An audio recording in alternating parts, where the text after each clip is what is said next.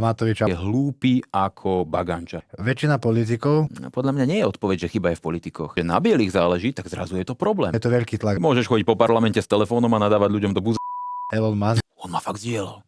Teraz si hovorím, ty vole? No ale keď mne niekto povie, že som čierna špina, ja chcem, aby išiel do basy. Mal by si dospieť do normálneho chlapa, ktorý to dokáže zniesť. čo ti politika také vzala? Politika mi vzala súkromie. Prišiel prvý lístok z polície. Bodaj by si zomrel, skapal. Prečo je toľko nenávisti? Bože, mňa nemajú ľudia radi. Pôjdeš riskovať do kaviarne, bude ti tam čašnička pľuť do kávy. Kvôli čomu? Viem, že väčšina ľudí ma tu neznáša. Europoslanec. Papier v ruke, tak sa mi To klepali jasné. ruky. To, že sa neskôr ja stanem poslancom, politikom, to som absolútne netušil. Veľa vecí ľudia nikdy neskúsia a preto nevedia, čo dokážu. Politici alebo média? Každý politik sa médií bál. Najväčšie zlo. On má výpadky, prepínaky, ja neviem, či niečo neberie. Absolútne, no ten človek je, to je ešte horšie ako Matovič.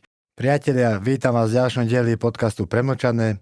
Mojím dnešným hostom je veľmi zaujímavý človek, ktorý má určite čo povedať a je ním europoslanec Milan Mazurek. Milan, zdravím ťa. Čauko, ďakujem Vítaj, veľmi pekne za pozvanie, vítaj a cením si ďakujem. to. A ja ďakujem aj cením, že si prišiel a ešte aj v takomto čase nedelu večeri si našiel čas teraz pred sviatkami. Máš toho veľa, si rozbehaný, beháte, kade tade teraz robíte. A hneď na úvod sa ťa opýtam, že vieš si užiť aj teraz v tak bežnom živote deň bez toho, aby si riešil politiku? Toto je veľmi tvrdá, veľmi zákerná otázka, pretože ja si musím vedieť ešte užiť deň bez toho, aby som riešil politiku, lebo by som sa z toho asi zbláznil. Ja sa tu nebudem porovnávať s ľuďmi, ktorí povedzme o 6 ráno musia byť niekde nastúpení na robote, či je zima, mráz, teplo alebo hociaké iné počasie. Nemám rád, vieš, keď ľudia, ktorí napríklad tvoria nejaký obsah na internet, sa porovnávajú, ako ja mám ťažkú prácu, ako ja trpím a podobne. Ja tieto veci neriešim, alebo že musím veľa cestovať a ľutovať sa. Ja sa nikde neľutujem, proste robíme to, čo považujem za svoje poslanie, čo ma baví a čo mi ide. Ale niekedy je to také, že musíš tú hlavu vypnúť, pretože či už ide o nejakého umelca, niekoho, kto tvorí, alebo ty ako športovec vieš dobre, že proste niekedy si presítený všetkým tým, potrebuješ si vypnúť tú hlavu a keď to neurobíš, tak proste dojdeš do nejakého vyhorenia niečoho, kedy už sa necítiš komfortne a nie si schopný fungovať.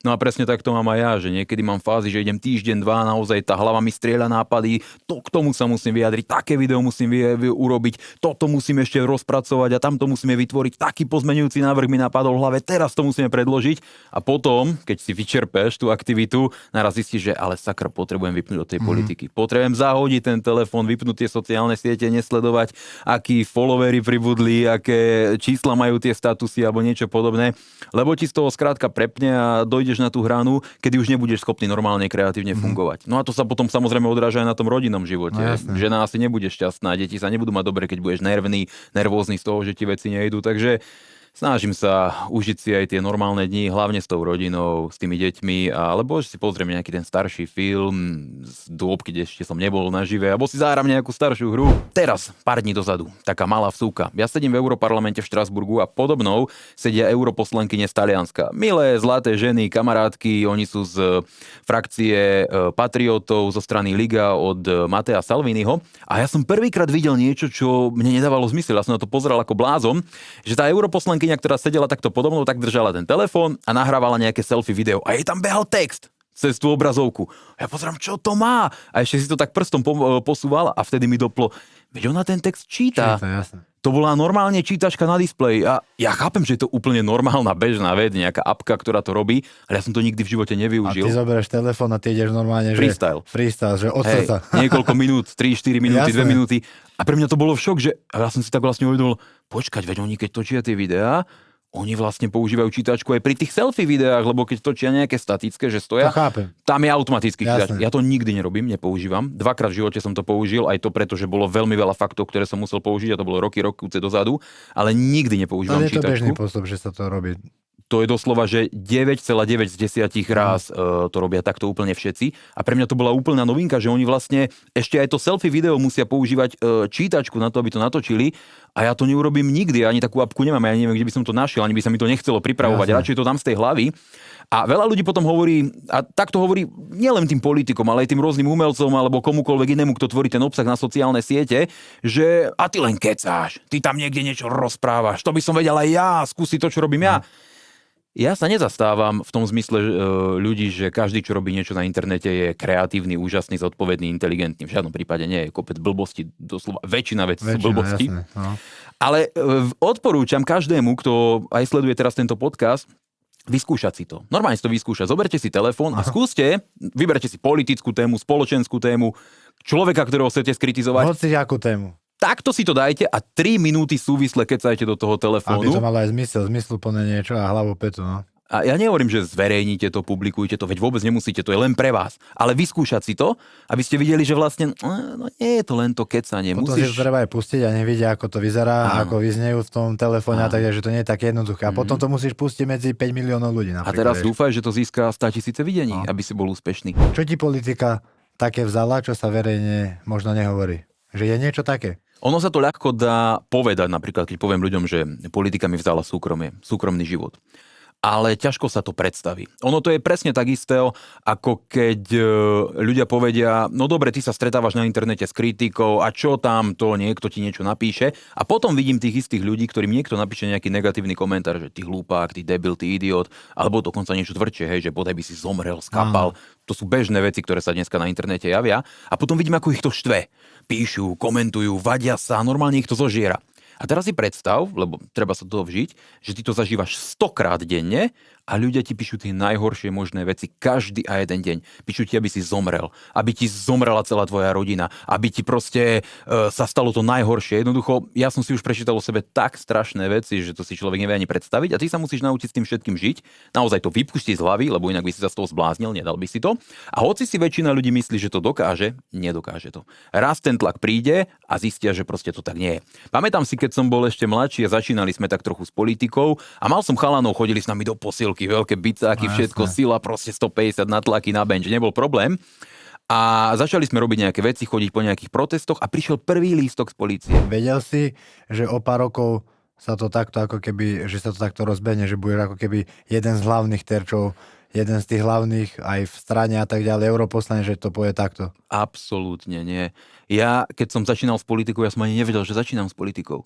Ja som mal vždy tú túžbu, ja už ani neviem odkedy, od malička, že proste štvú ma veci, ktoré ma štvú. Nebudem hovoriť ľuďom čo konkrétne, lebo každý vie, čo kritizujem každý deň. Áno. Tie veci ma štvali, vždy ma štvali. A vždy som vedel, že niečo s tým musím urobiť. Ale nie tak, že ja musím byť ten poslanec, ja musím byť, ja neviem, ten predseda, čo to bude riešiť. Ja som chcel, aby sa tam dostali tí ľudia, ktorí to vybavia. A ja urobím to, čo môžem. Rozniesiem nejaké letáky, niekde zazdielam nejaké video, pomôžem s organizáciou nejakého protestu, budem strážiť nejaké podujatie, čokoľvek, čo bolo k dispozícii. A tak som sa pridal aj vtedy ešte v SNS, pridal som sa do strany, lebo som chcel riešiť problémy, ktoré ma trápili, páčili sa mi názory, ktoré boli prezentované a chcel som tým nejakým spôsobom pomôcť. To, že sa neskôr ja stanem poslancom, politikom, to som absolútne netušil. Ja som v tých voľbách 2016, keď som kandidoval a bol som zvolený za poslanca, ja som aj nechcel kandidovať. Som povedal, ja nejdem kandidovať. Prečo? Ja, keby si ma videl na strednej škole, počúvaj. Dostal som, pamätám si dneska, referát o čínskej ekonomike, na ekonomiku na hodinu. Ja som sa postavil pred triedu, papier v ruke, tak sa mi klepali ruky a čítal som referát. Ja som sa potil, ja som bol nesvoj. Keby si mi v tom momente povedal, že ja budem niekde v Európskom parlamente po anglicky nahlas kričať na celý svet, by som ti povedal, ty si sa načisto zbláznil, to sa nikdy nestane.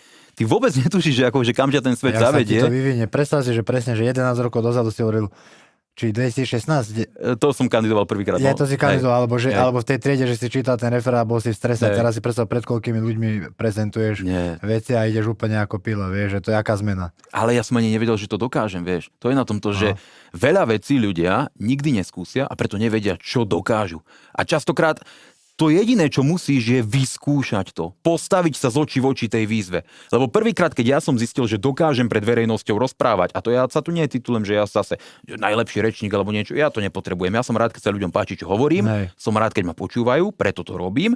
Ale to, že dokážeš pred ľuďmi rozprávať sebavedomo, aktívne, nezasekávaš sa a povieš tie svoje myšlienky, to som zistil doslova, to bol krst ohňom. Dostal som takto mikrofón, minútu pred začiatkom svojho prejavu a bolo mi povedané, tu máš, povedz niečo o mladých ľuďoch. Som bol v Humennom, v sále, 300 ľudí. A hovorím, to bol Marian vtedy Kotleba, mu hovorím, počuj Marian, ty si sa zbláznil. Ja nemôžem ísť pred ľuďmi rozprávať, ja neviem rozprávať, ani mám nič pripravené, čo tam poviem. Dá čo, povedz. To sa ľahko vraví. A teraz som zobral ten mikrofón, rozklepaný, ja som chcel byť inde. Ja som sa chcel pod zem prepadnúť, ja som chcel byť na mesiaci, na Marse, ja som nechcel byť tam v tom momente. A začal som rozprávať. Ja si nepamätám ani slovo, čo som povedal. Ja som si 10 sekúnd po tom, čo som to povedal, nepamätal, čo som povedal. A naraz potlesk, veľký potlesk, wow, super. Wow, im sa to páči. Áno. To je skvelé. Vtedy som zistil, že ja dokážem rozprávať pred ľuďmi. Keby sa toto nestalo, tak dneska tu nie som, dneska nehovorím pred ľuďmi, pretože by som to nikdy neskúsil. Niekedy fakt ísť tým testom ohňom je to najlepšie, čo môže v živote urobiť. Väčšina politikov, keď začína, alebo dostane nejaký priestor, tak má ako keby super nápady a chcel by pomôcť ako keby tej krajine a potom keď príde ako keby do toho, že sa tam dostane, tak už to nevie presadiť. Čo myslíš, že prečo to je tak? Aj ty napríklad veľa názorov máš správnych a prezentuješ to v dobrom svetle, aj všetky tie nápady, ktoré odprezentuješ, tak dávajú zmysel, ale keby si potom sa reálne dostal, dajme tomu, do parlamentu, tak neviete to ako keby nejako presadiť. No, to je problém toho tzv. Koaličného potenciálu. Hej? Že teraz ty máš dobré myšlienky, máš dobré nápady. Ja neviem, môžeš prísť s nápadom, že chceš zaviesť preukazovanie pôvodu majetku. To znamená, že keď nejaký politik vlastní 2 Bugatti a 3 Ferrari, tak by mal zdôvodniť, odkiaľ to má. A keď to nevieš zdôvodniť, tak je zrejme, že to máš z trestnej činnosti. No lenže samozrejme, keď toto chceš navrhnúť, tak tým naštveš všetkých tých politikov, ktorým sa to nepáči. A z tohto dôvodu ty si automaticky zaseknutý na tzv. Koaličnom potenciáli. Ak máš politické strany, ktoré to nechcú presadiť, lenže ľudia im dávajú dôveru, tak potom zistíš, že vlastne je to pre teba ťažké. A to je vždy ten problém. Ja to chápem a nepáči sa mi to. Štve ma to. Strašným spôsobom ma to štve, lebo ja som aj v parlamente návrhol obrovské množstvo zákonov. Čo považujem za najväčší úspech bolo to, že sme dostali hotovosť do ústavy. To považujem za svoj osobný obrovský úspech, že som to navrhol v parlamente, potom to prebrali a dali to tam. Je to super, ale kopec skvelých nápadov my sme tlačili, ale ty ich nepresadíš, pretože proste nie je o to záujem. Lebo tie štandardné štruktúry tých politických strán, oni majú svoje zázemie. Tu sú oligarchovia, tu sú majitelia, tu sú proste finančné skupiny a to je tak prepletená chobotnica, veď to sa 30 rokov prirodzene vyvíja nejakým spôsobom tá korupčná schéma. A ty teraz, keď chceš nejakým spôsobom nájsť tú cestu, ako sa dostať k moci, tak musíš začať robiť kompromisy. A pre mňa je, teraz keď poviem takto na rovinu, určite lepšie, keď presadíš aspoň 10%, 20%, 30% svojho programu, ako keď nepresadíš nič. Hej. Čiže vždy je dobré nejakým spôsobom začať, ale keď sa pýtame na tú otázku, kde je chyba v politikoch, podľa mňa nie je odpoveď, že chyba je v politikoch. Prečo ľudia stále dookola volia tých istých, ktorých toľkokrát sklamali a vidia, že cez nich to nejde? Lebo najčastejší argument, ja som volil tamtých, aby porazili tamtých. Alebo ja som volil tí, lebo tamtí mi vzali toto a ten mi dá toto. Že je to strašne plytký pohľad pre mňa. A častokrát som z toho smutný, ale je to tak. Čiže môjim cieľom alebo mojou takou víziou, vlastne jediným, čo môžem robiť, je snažiť sa osloviť čo najväčšie spektrum ľudí, aby tá dôvera bola čo najväčšia. Lebo aj potom zase je to koaličné rokovanie. Ty keď ideš do koaličných rokovaní s 5%, s 15% a s 30%, ty si presaduješ iné veci. Ak povieš, dobre, polovica vládneho programu sú moje návrhy. Len keď máš 5% a ideš do rokovania s 30% stranou, no tak 5% vládneho programu bude tvojich. Hej? Že presne o tom to je. Kto podľa teba tam robia keby najväčšiu neplechu, že také najväčšie zlo? No, ja som bol v parlamente za 2 volebné obdobia. Raz vládol Matovič, raz vládol predtým Fico. A ja si vždy pamätám Igora Matoviča ako človeka, ktorý proste nebol úplne mentálne v poriadku, ja to poviem na rovinu. Taký môj osobný skúsenosť s ním bola vždy veľmi negatívna. On proste s ním sa rozprávaš, naraz na teba pozrie a začne sa smiať.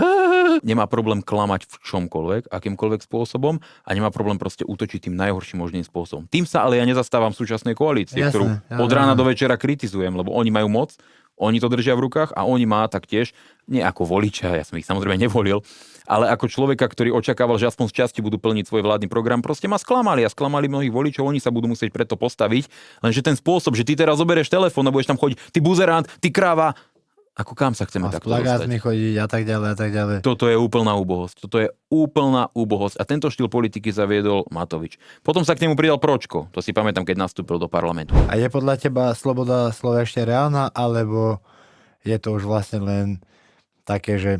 Lebo ja mám taký pocit, že sloboda slova je vtedy, keď to určia ľudia alebo médiá, tí, ktorí to môžu povedať. Ako náhle to povie nejaká druhá strana, komu sa nepáči, už tam sloboda slova neplatí a už odsudzovaný, už je na titulkách, že to je najhorší človek na svete. Ja som v tomto skvelý respondent, lebo ja som bol prvý, ktorý bol za svoj politický názor ako poslanec odsúdený. A to sa dneska smejem z toho, za čo ja som bol odsúdený, keď pozerám, čo napríklad hovorí priamo v prenose americký prezident. Keby ja som povedal v tom čase to, čo hovorí dneska Donald Trump, ktorý normálne verejne povedal, že Somálsko je smradlavá krajina plná blbcov, ktorí sa vraždia medzi sebou, že to ani nie je reálny národ, tak mňa zavrú. Reálne ma na Slovensku zavrú. Dneska to hovorí americký prezident. Tá doba sa obrovským spôsobom vyvinula. Podľa môjho názoru k dobrému smeru. Ja nehovorím, že musím súhlasiť so všetkým, čo je kde povedané, čiže od Trumpa alebo kohokoľvek iného. Ale mení sa dobrým smerom to, že tá americká, ten ich tlak výrazne prispieva k rozširovaniu slobody slova. V západnej Európe je to zlé. U nás je to tiež veľmi, veľmi zlé. Nie až tak zlé, jak v Anglicku, kde 12 000 ľudí ročne, čo je koľko? 3-krát toľko ako v Rusku, zavrú za statusy na sociálnych sieťach, alebo aspoň zatknú. 12 000 ľudí za statusy, alebo za tweety, za proste príspevky na sociálnych sieťach, za komentáre, to je chore. To je ostrov šialencov. Ja ako Anglicko naozaj to, čo sa tam deje, to je niečo neuveriteľné. A nedivím sa, že keď tomu Kýrovi Starmerovi hovoria, že je to Kýr Stalin, lebo to je naozaj šialený diktátor. No a my dnes vidíme, vďaka tomu, jak je to zosieťované, zase globalizované cez tie sociálne siete, že aký je obrovský priepastný rozdiel medzi americkou slobodou slova a tou európskou, tým konceptom, tým poňatím. To, čo dneska na mňa vyskakuje z Instagramu a z X-ka, z toho bývalého Twitteru, z Ameriky, to, čo tam rozprávajú tí influenceri, politici a tak, ja žasnem. To keby si 10 rokov dozadu, keby si to povedal, ťa zabanujú okamžite. V Amerike ťa nezavrú, ale tu by si sedela z černáš. Jediná budúcnosť pre nás, a my sme jediní, kto to aktívne politicky presadzuje, a za to ja budem bojovať, nech sa deje čokoľvek, ja z toho neustúpim, je absolútna sloboda slova toho amerického modelu. Hovor si, čo chceš. Hovor si, čo len chceš do momentu, kým nevyzývaš na násilie, že nepovieš, tam toho treba ísť zabiť. To už je podnet ku konaniu, to nie je sloboda slova. Alebo hovoríš, že bolo by dobre, keby tam toho zabili, lebo to je schvaľovanie trestného činu, to sa dá opätovne chápať ako podnet ku konaniu. S tým nesúhlasím. Ale kým si hovoríš, že proste neznášam ťa, lebo si taký, lebo sa mi nepáči, veď to je tvoj názor, ty to musíš zniesť. A každý, kto vstupuje do verejného priestoru a stáva sa predmetom verejnej debaty, by mal byť pripravený, že to zvládne. Preto ja tvrdím, že všetky extrémistické trestné činy, ktoré nemajú v sebe obsah, ktorý hovorí o vyzývaní k násiliu alebo vyhrážaniu sa, by mali byť úplne zrušené. Normálna, úplná sloboda slova. Prečo myslíš, že to takto systematicky ako by ničia tých ľudí, že o čo vlastne ide, že tí ľudia budú, aby boli nezdraví, aby nešportovali, aby boli chorí. Teraz už väčšina detí, to akože nechcem sa dotknúť nikoho, ale proste to je tak, ja keď vidím tých mladých chalanov, keď prídu niekde prvýkrát na tréning alebo na telesné už ani nechodia, ako keby telesné neexistovali, nohy majú krivúčke, celí sú také vykrivení, nevedia spraviť kotrmelec, preskočiť kozu, nevedia ani jeden šport a sú od rána do večera za TikTokom, za Instagramom. To dovoluje ako keby systém. A prečo? Čo tým chceme ako keby dosiahnuť? Že čo teraz o 20 rokov už nikto nebude športovať a všetci budú mať ružové vlasy, budú chodiť na vodítka a tak ďalej. Že prečo to tak je? Že o čo vlastne ide tým ľuďom? No ľudská povaha sa nemení podľa mňa. Keby si sa vrátil do staroveku, do prvopospolnej spoločnosti, do stredoveku, do novoveku, kdekoľvek bola vždy nejaká spoločenská elita, ktorá chcela vládnuť. A na podklade tej túžby vládnutia si nastavovala pre spoločnosť jej možnosti. Keby si sa vrátil niekde do staroveku a pozrel sa na to, čo jedla elita spoločenská a čo dávala jesť proste, zobereme si starý Rím, patriciov, plebejcov, čo dávali jesť plebejcom, akým spôsobom sa k nim správali, ako nastavovali tento režim. Vždy bola tá elita, ktorá túžila vládnuť a využívala na to tie aktuálne možnosti. A dnes, v dobe extrémneho technologického rozvoja, kedy oni vedia všetky detaily o psychológii, o neurovede, to znamená, na čo ten tvoj mozog reaguje, čo je to dopamínová reakcia, čo sú tie podnety, akým spôsobom vplýva nutrícia, podvýživa na tvoje rozhodovanie, na tvoje reflexy, na tvoje telesné schopnosti, ako si hovoril o tých deťoch. A máš tú elitu, bez ohľadu na to, že ma teraz niekto označí za konšpiračného teoretika, máš tú elitu ľudí, ktorí túžia vládnuť celému svetu, lebo to je tá najprirodzenejšia ľudská túžba, aká existuje. Vždy budú existovať ľudia, ktorí chcú dobývať, vládnuť, kontrolovať a mať tú moc. A keď sa ma spýtal človek, ktorý tieto tendencie, ambície nemá, ale prečo je to tak? Prečo by to tak malo byť? No ty to možno nechápeš. Ale človek, ktorý je závislý na moci, človek, ktorý je závislý na peniazoch, ktorý dosahol prvú miliardu, chce druhú miliardu, ktorý obsadil jeden štát, chce tretí štát. Jednoducho to rastie. To sa nedá vypnúť, to sa nedá zastaviť. To je ako hazard, keď hráš ten automat, vyhráš a bum, hodíš tam ďalšiu. Nehovorím, že to robím, ja som to nikdy nerobil, ale chápem ten podnet, chápem ten popud. A tak je to aj s mocou. A potom povedia, no dobre, ale taká tá teória alebo myšlienka, že bohatí a mocní ľudia, ktorí kontrolujú banky, korporácie, štáty, globálne organizácie, že oni sa stretnú a začnú sa dohadovať o tom, ako by sme to mali robiť, to je nezmysel, to je hoax. Jak nezmysel hoax, to je ten najprirodzenejší ľudský popud, ktorý v tebe môže existovať. A keď si nastavíš tento režim, to znamená, že chceš ovládnuť tú planétu, chceš vládnuť tých ľudí, tak potom dostávaš sa k podnetu, čo urobiť preto, aby boli ochotní sa ti podrobiť. Ako ich dostať do toho stavu, že im budeš môcť vládnuť. No a to súvisí so všetkým, to súvisí s tou psychológiou, zlomiť ich, zobrať im národnú identitu, zobrať im hrdosť, zobrať im vieru, zobrať im dôvod života. Podhodiť im lacnú, primitívnu, tupú zábavu. TikTok, Instagram, tancujúce baby, zadočky, všetko proste, dopaminová reakcia, zničiť im dopaminovú reakciu. Priatelia, máme za sebou ďalší diel a celý diel si viete pozrieť na herohero.co/premlčané. On povedal, že ho nemá rád, lebo je hnedý, alebo čierny, alebo biely. No a čo? A dáme 600 miliónov eur. A zajtra ideme kupovať testy z Korei cez kamarátovú firmu. Prišli a prezentovali tento rasistický, nenávistný, neonacistický odkaz. Dali sme fotku na internet, nemali s tým problém. Na druhý deň mi píšu, prosím ťa Milan, daj to dole. Daj to dole, máme problém v škole, strašne po nás idú. Prišiel prvý lístok z polície. Bodaj by si zomrel, skapal. Kvôli čomu? Viem, že väčšina ľudí ma tu neznáša. Najväčšie zlo. On má výpadky, prepínaky, ja neviem, či niečo neberie. Absolútne dno, ten človek je, to je ešte horšie ako Matovič. No dobre, je to síce idiot a je to fašista a neviem čo, ale tu povedal pravdu. Ja som na fotke s niekým, koho on pozná a teraz budem ťa voliť, lebo ty si s ním na fotke. Bol si vo vlaku, robil si tam tie hliadky a teraz ty si tam niekoho obmedzoval. Hovorím, ja som obmedzoval, ja som chránil ľudí pred kriminálnikmi a asociálmi, ja som robil dobrú vec, mali by ste mi poďakovať. Šiel by ste do politiky znovu? No možno o rok skončím svoju politiku.